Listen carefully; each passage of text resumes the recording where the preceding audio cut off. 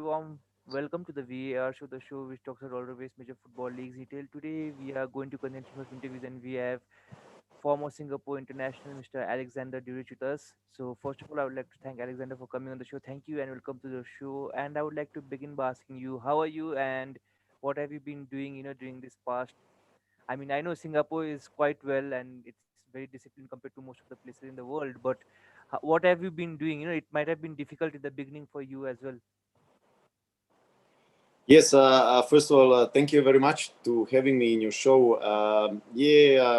Well, I like everybody else. I'm also was affected by pandemic and trying to kind of adapt myself and my football what I'm running here in Singapore in the some new norms and some new rules, regulations, some safety protocols, and all these things.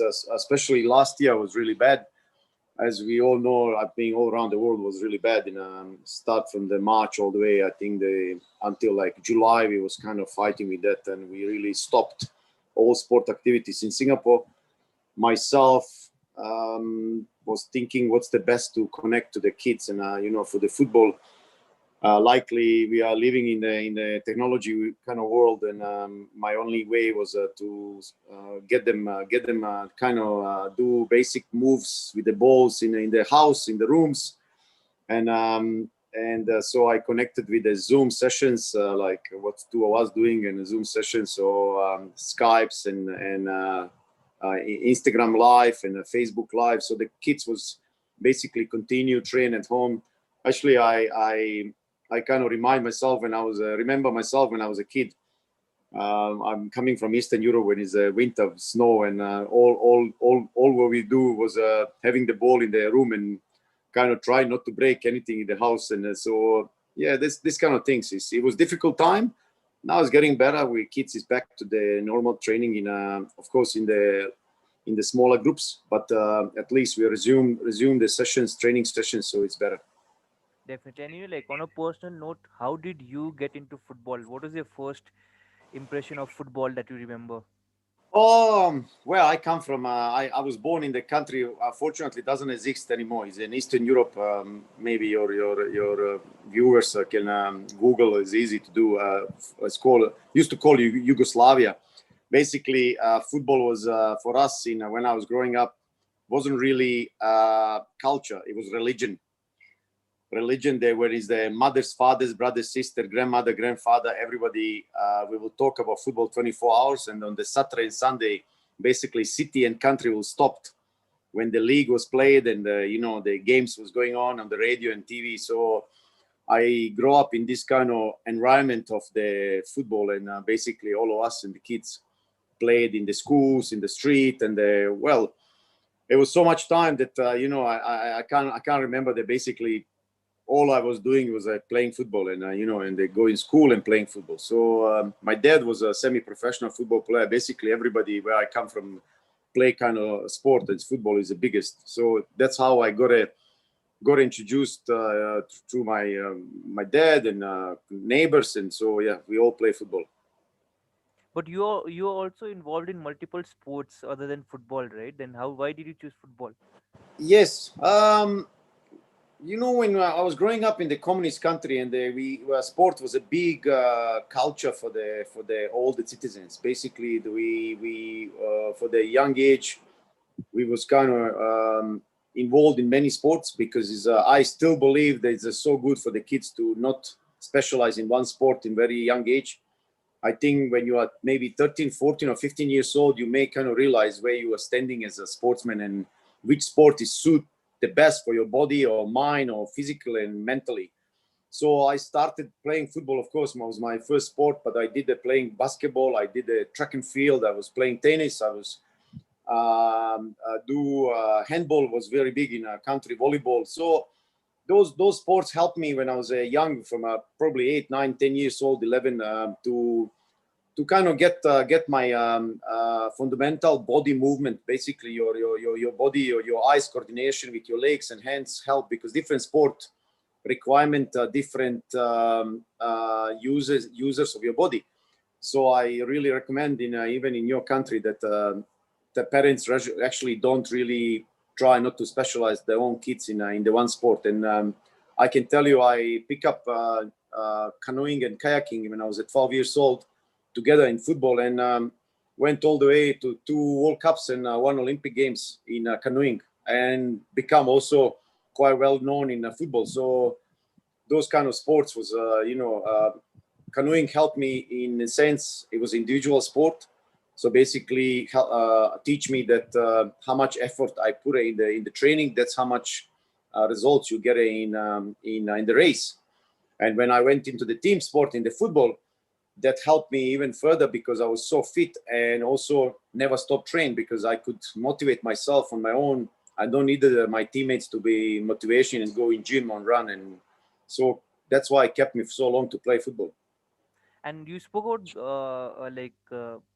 you took part in Olympics, in the Barcelona Olympics, for I think Bosnia at Yes, for canoeing. And how did yes. I don't know whether it's true. Must be true. It's there in the internet that you just had a ticket or an invitation letter and you made it all the way to Barcelona. How did that happen? Like, were you not scared, like, to go all the way because you didn't have anything else? Because apparently they could not pay for your flight or something like that. No, yeah. It was interesting story. It's a true story. Basically, I was that time based in Hungary, and I got an invitation for Olympic game in Barcelona. I was question straight away when I got that letter that how I can kind of go there because I didn't have money. I was a kind of refugees in Hungary, and at the same time, as you know, Olympians usually they go by first class, or they really look after as a sportsman. In my case was I try. I wasn't really scared because I thought, okay, I'll try my best and see how far I can go. At least I try to go to Olympic game through the different countries. And basically, I started like stopping the trucks and buses and crossing the countries. But there was a difficult because once you come into the country, on the borders, especially I remember I came to the border between the Hungary and Austria, and then Austrian these immigration officers, of course, they didn't believe me. I mean, who believed the young boy just come from nowhere, just land in the front of the door in immigration and telling the like a senior policeman that I'm actually going through just the country. I'm kind of traveling to Barcelona in Olympic Games. So, but likely in that Olympic and this letter where I had it, there was a basically countries which one I was passing and the phone numbers of the Olympic committees of that, because they try to coordinate for my traveling. So basically only they needed to call that number, and then will be like some Olympic committee that will say, yeah, that this boy is really going through, because please help him. And then the people like even was more like a surprise. They were like, oh my gosh, this boy going to Olympic game, it's like stopping the cars and trucks. And I mean, it was a difficult time, but I ended up in Barcelona and I had a really great time. And I didn't do really well in my competition, but I definitely had an excuse because I was already fighting for my life, because I didn't even have a time to train. I didn't even have my ball. I didn't even have my equipment, nothing. So basically, I borrowed everything from the Spanish government for just those days when I was in Barcelona. So it's, but we'll of course never forget that I was actually first Olympian for my new country, Bosnia and Herzegovina. And until today, my name is in a capital city as a first Olympian. So it was a great experience. And, I can tell my kids that that I was Olympian. Didn't you like think that okay, I made it to the Olympics, which for I think canoeing is one of the highest stage, which probably is like the World Cup of canoeing, if I'm not wrong. Didn't you like think okay, I'll concentrate on canoeing because okay, I can see a pathway here instead of football, where probably you had to kind of start from scratch in compared to canoeing. Yes, parallel with my canoeing when I was younger, I also played football for my city team. There wasn't like a high division, but it was good enough to very competitive football. And I enjoyed this kind of going in both trainings. I had a kind of enough time to go both, and I loved the football. Basically, football was my love. And canoeing was like also my career as a sportsman. And but yes, after Olympic game, I realized that from canoeing I can't leave. it's no money. That's basically very amateur sport, and you don't really get anything from that. And so my only option was try to become the football player. And I must say that I must have something to start with. Of course, I had the basic, and I was a fit, and I knew how to play. I have a really good left leg, and there was just a matter of what position is best for me. I was lucky to get an offer from a second division team in Hungary when I was staying in the city, and that's where I started my actually football career. And I wasn't even paid at all from the start, but I was just happy to be part of the team. I was happy to learn. My learning football at the professional level was basically, of course, from the teammates and looking how they play. But most my on that time was basically watching the football leagues around the world, watching the players who played in my position, what they do when they don't have a ball, what they have with them. So I analyzed the games as a player, not as a fan. So I was watching Italian leagues, Bundesliga, Spanish leagues, English league, and learning from different leagues and different players, how they play and how they do. And so it was self kind of learning. But of course, my coaches was helpful because I had the physique very strong. I'm very tall and strong, and so was I think helped me so much. Helped me that I was physically very strong, and so I never really give up in anything. So I wanted to learn. So that was my first start as a football player. And definitely, like everyone right now is going under a lot of maybe difficulty with the pandemic, but this is not something that you are new to, because you had a war and you had to leave your country and go. And it would have been a lot of, like, people do not face that kind of difficulty when they are making, when they complain about, okay, I'm going to be a pro, these are the difficulties. I mean, being in part of a war is not some difficulty many of them imagine that you have gone through. And still you kept playing football, like you said, when in Hungary or in other places you had been, you kept playing football. Was playing football a way to distract your mind, or you just love football so you played? Well, yes, my life wasn't never easy. Always was in surviving mode. Especially after I left my country, I was in a soldier. I was a commander because in my country we all compulsory to go into the army, and I went into the army as in the army school. Finished to become an officer. I command in the unit on the special forces. I end up going into the war, running from the war, civil war in my country, running away from that. So basically sport was always for me freedom of the mind, freedom. I get something bright spot in my life, because at the same time, sport actually shaped my life in the sense that I never was afraid or anything, because I was the sport so much shaped my mind and helped me to mentally be prepared for anything what life can bring on you. And so the football, of course, helped me to enjoy for the moments of the not thinking about what's going on in my country, losing my family in the war, worried about my brother who was in a soldier and fighting in the war. So kind of like, yeah, it was a bright spot in my life. And I always believe that especially for the younger generation. I mean, I'm a father of 4 kids, and I always tell them that we all should really encourage our kids and the younger generation to take the sport in their life, because it's, whatever they do in amateur level or any level, first of all, it's good for health. Secondly, they will learn a lot of values, life values, which one is sometimes we even as a parents can kind of get that message to the kids and the younger generation. Because today, as you know, on yourself and us, it's all about gadgets and phones and the iPhones and video games, and the kids really don't have a kind of what is the real world, what's the reality. And I was lucky that sport really shaped me so much in a discipline. Of course, army helped me too. There was a lot of mixture, all these things, and so nothing really could break me. And I was always was a positive person. I always believed that everything in the end will be good. I need to put a lot of effort and respect my job and respect the people who's around me. And so, and the one thing is always, I never forget, we forgetting that we need to grow up with the age.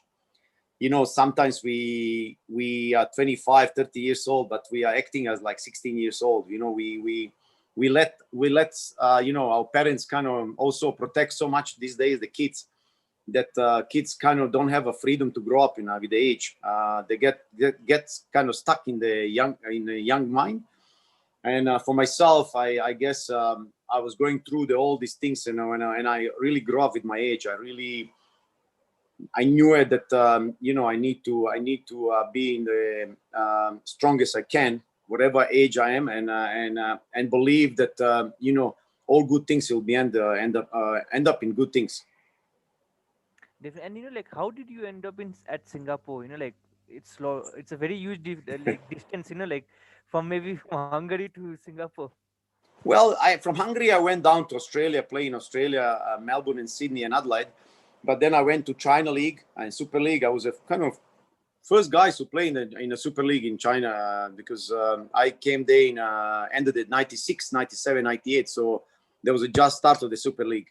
And went back to Australia, play another season in Adelaide. And then basically just from Norway, there was a call that they need a striker in Singapore. And to be honest, I didn't even know that Singapore had a professional league. I thought it's a business city when it's like, very small island. And when I arrived here in May 1999, basically I went to the stadium, and stadium was so small that I thought that stadium is like just for the training. And I thought maybe somewhere another part of the city that we're going to have games. And I asked the coach, I said, well, it's look decent for the training, but where is actually our stadium for the game? And he said, well, Alex, this is everything what you see. This where we train, and this is where we play. So it's basically capacity of the stadium. My first stadium is actually just where I'm now staying, is like a nearby, like a 10 minutes from here, is 3,000 seats, 4,000, and it's very small. And in the middle of the between the concrete and the building, so basically people from the balcony can watch the games. Similar kind of situation like in Hong Kong. And but I love it. I think it was early part when I came to Singapore was really, I struggle as a player because I never ever played striker. So that's another story in my life, that I came as lying to this Singapore team that I was a striker when I was like basically attacking midfield, especially on the left side, because in Australia we play 4-3-3, and I was this attacking guy on the left side. So I was never been target man, and here this team was really looked for the target man, and I kind of end up to try to show that I'm a target man. And I struggled for the first 2 months. I couldn't score goals because basically I was kind of drift out of the box, and I was so far from the goal. Of course, you watch football. If you are not around the box and you are not sniffing the goal, it's very difficult to score from the far away. And but again, I didn't have a choice. I needed to stay back in the trainings and do extra sessions with my coaching staff, and we do a lot of finishing, and that helped me a lot. And again, I was learning what is the target meant to be. And after I scored first, second goal, it was just basically it was just a history. After that, through the leagues and through the games and clubs I played in Singapore, I won 8 league titles. I was a 3-time player of the year, 3-time top scorer. I scored nearly 400 goals in the league. And so it's I had a really great time here. And like you said, like you played in so many different leagues before coming to Singapore. What made you stay at Singapore and not move out? Because like you said, it's not the most professional league, and probably after you made you had few seasons, you could have gone on to maybe back to Australia or somewhere else. Yes, that's a really good question, because so many people ask me the same question. To be honest, I did think about that, to play for one season and go somewhere else. I could go because when I came here I was only 29, but I was I can say that I was in I started enjoying the life here, and of course, in the second club I signed, the owner gave me 3 years contract, and I thought, okay, this is quite challenging, going to be challenging time, because the 3 years contract that will be long, and I was after that I was thinking, okay, it's time to kind of retire. Same times, I was really looking from the home. I was looking to home somewhere to kind of settle myself, and because I was traveling around the world and I never really felt where I really belong, because after moving from my hometown, I really never really settled into one place too long.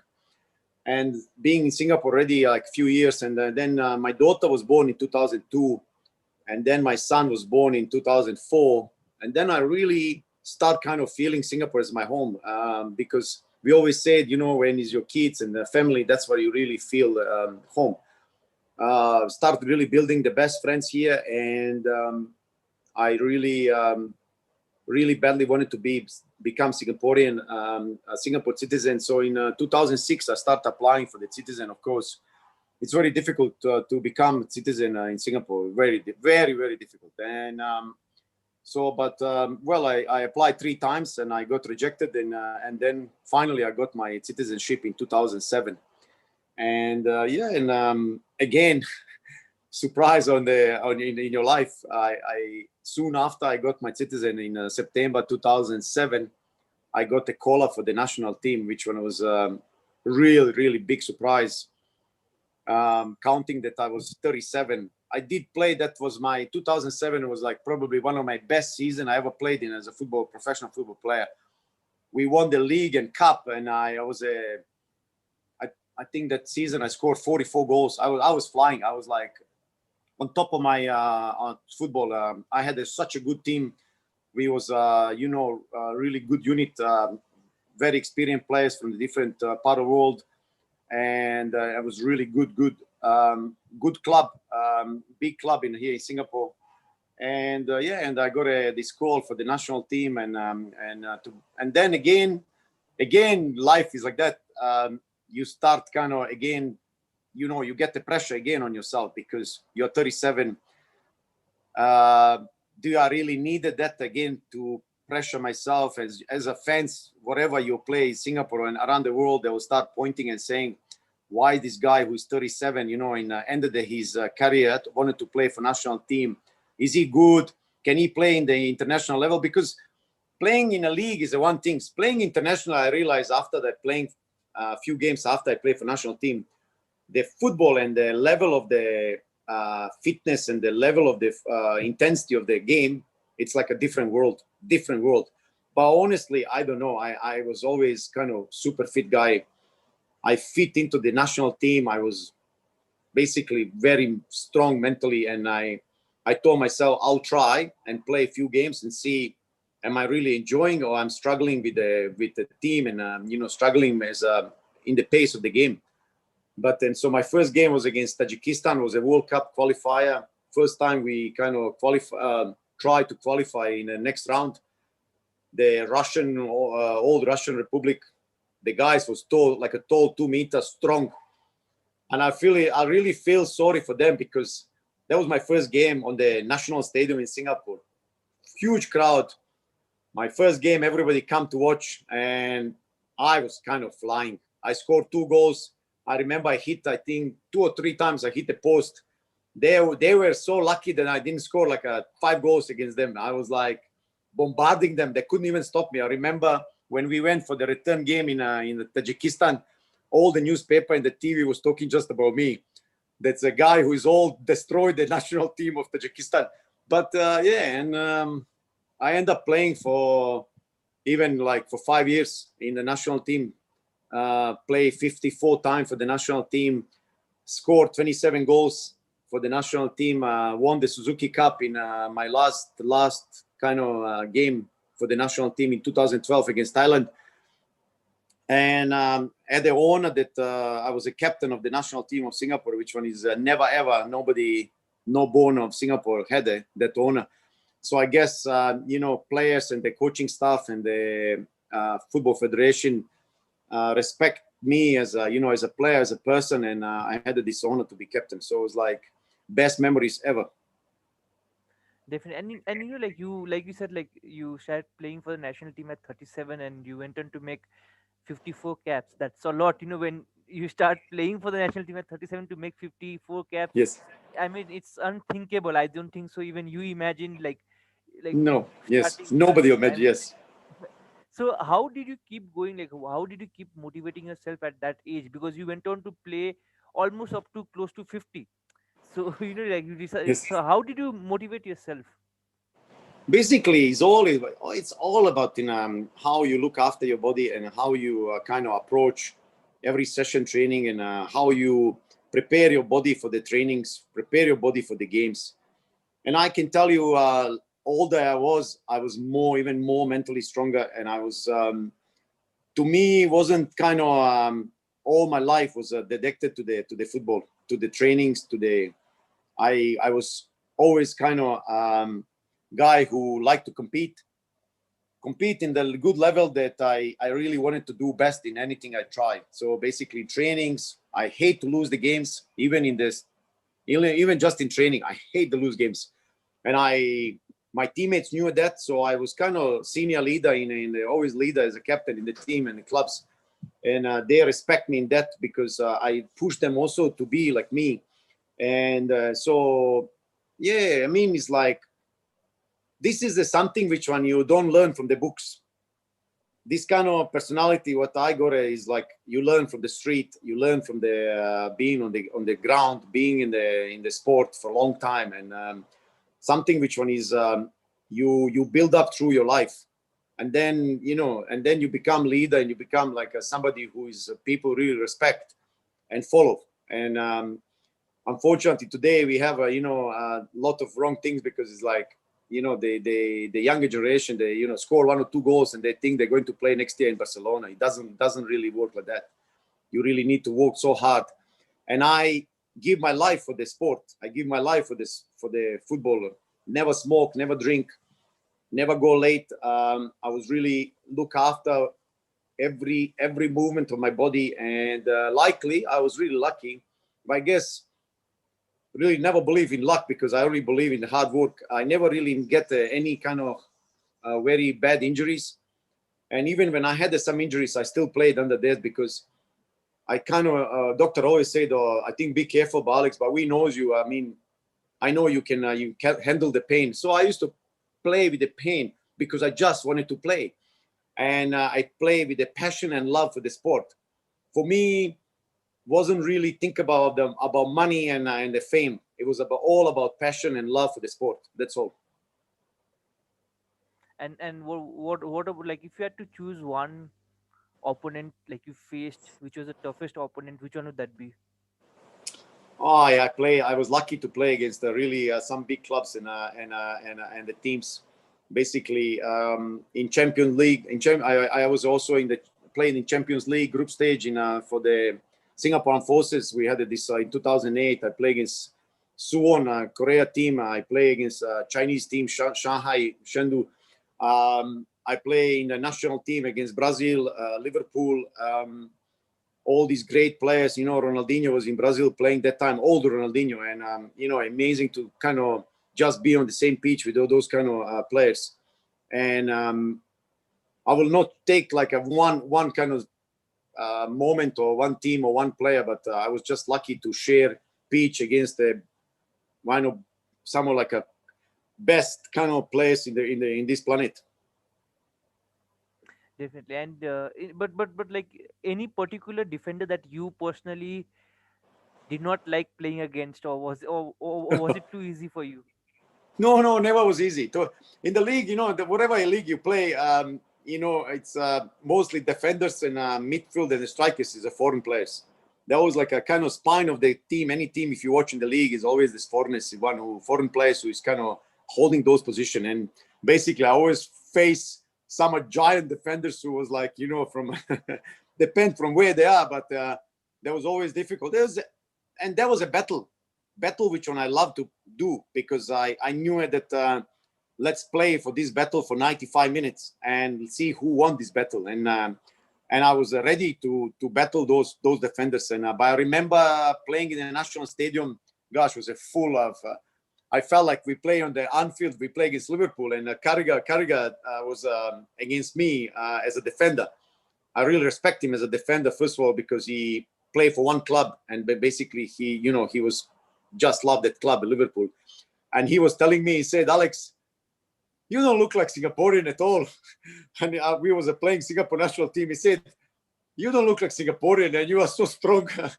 Then he said, I wish you are a little bit younger. I think you will be really good in to playing in the EPL if you are young, because I can see your potential there. And it was really great because heard this from the some top defenders in the world. It's really nice. And like you're also, like you said, you are involved in coaching in some aspect with the kids right now. Do you plan, or do you have any plans to get into the maybe the club coaching or maybe national team, anything like that? At the moment, I can tell you I'm working for the Singapore government as basically Ministry of for the sport, and my job is get the younger generation to play back to the football. And I have, before COVID, I had about 3,000 kids playing football, all different age groups from 6 years. Actually, I have even preschools from 3 to 6 years old, which one I call kinders, and then from 6 to 12 and 12 to 16 boys and girls. And is a national movement in Singapore to let kids come and play football. And I'm a director of that academy, and I basically run the program for the academy, and I have about 150 coaches under me. It's really good because we are now stepping into that we have a base of the kids who's playing football, and hoping that some of those kids may step up and become professional football players. Not all, but we're also thinking about the kids. First of all, they will enjoy playing football. Secondly, they will live the life with the sport. And third, they will become fans. A fan of when they grow up, they will be also coming to the stadium watching football, because they are on their own play football, even amateur football, but they are still they wanted to play basically because it's a team sport. It's so good for the national identity, because as you know, we all, as I was growing up, we all played, and we never check which religion and race you are coming from, and we didn't really care. And the sport is only tools that can bring the nation together. Trust me, football, it's only sport can bring all nation to stop and support. Whatever you are talking about, all the bad things in the country, people forget for the moment and cheer for the national team. And Singapore is no different. People is really passionate about football, and my job is to this passion to bring even to higher level and try to encourage the kids to play football, play sport, be involved in the sport, and come out from the house and not just sit in the house and in the air condition and play the games. And he's working basically. It's really good. I have a base now, and hoping that in a couple of years, hopefully we can even have some youth players who can really knock on the door and go to some bigger academies around the world, and hopefully come back and one day play for the national team Singapore. Definitely, and I wish you all the best for that. And I'll ask you two final questions before we wrap up. And the first one is, if you had to choose one moment, it will be difficult, but if you had to choose one moment from your career, which one would that be? Like the highest moment in your career? I wish, to be honest, that my to see my I didn't have a chance to my mom or dad watch my game, none game of unfortunately I lost my mom in during the war. She was killed. Dad was died soon after that, and even my brother watched only my last game when I was retirement game against Liverpool. And I wish that as a family they watch me sit and watch one real game I played. I think they will be so proud what I achieved, from a small boy from the small village where I was growing up. Those moments, football moments and sport moments, was always there, and they always will be there. But one thing I know for sure, that actually nothing much changed me. I'm still, as a little boy who was growing up in this small village, chasing the ball on the dirty street, with my friends and neighbors, and I still dream about that, one day, and go back and and encourage the kids in my village where I grew up to still play football. And yeah, that's it. That's those moments is for me for the life. And I hope also that I kind of give some hope and some good things for the younger generation, not just in Singapore but in Asia, or people who knows me. They take the sport, and because they can, hopefully more kids play and stay in the sport. Definitely, and I hope you are successful with that. And we'll wrap it up with one final question. And if you had to give a piece of advice from your experience, which is very enormous, not only in football, all over life, to a young player who is just starting out, what advice would you give the player? Well, first of all, do never give up. Do never give up. You have to believe in the self. You have to believe the self, because the sport is a very difficult job to do. And so for that, you really need to be ready to be mentally and physically strong, and must stay positive and believe that you'll get a chance to be in playing highest level. And secondly, you need to respect. This words is respect, to respect, around your teammates, because it's a team sport. Respect your coaches, their opinion, and and again, work hard to get that respect also as a player, because as much you respect around you, you need to be also respected by your teammates and the coaches, by doing the right things, working hard, be disciplined, give your sacrifice everything for the sport, because without that, I think very difficult. Even if you have a talent, without all these things, it will be hard to go far. Definitely, and I hope that helps many of them, like who are just starting out. And Alex, on that too, thank you so much for talking to me, and I wish you all the best for your endeavors, what you are doing with Singapore, with the government in collaboration. Hope you can inspire youth generation also back home in your uh, native land, where you are the first Olympian. Yes. I hope you can inspire them also, and hope we can talk again soon. Until the next time, take care, stay safe, bye. Thank you once again.